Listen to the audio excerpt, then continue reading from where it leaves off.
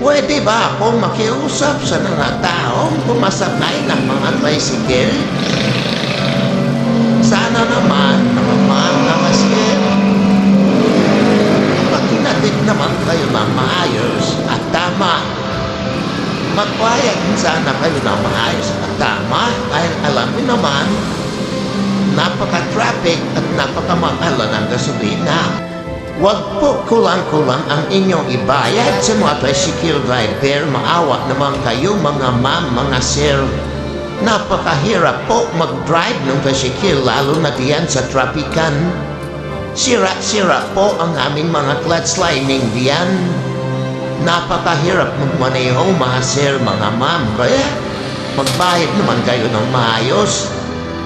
Kaya tanong ko sa inyong mga nanungkulan sa pamahalaan natin.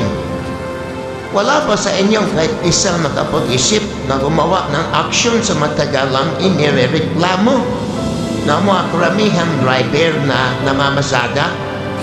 Dahil sa kapag kami ang nag-overprice ng pamasahe, automatic may parusa.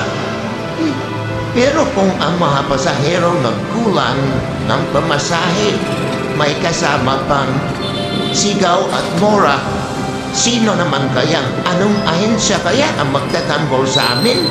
Salamat sa makakatugon, mga sir, mga ma'am.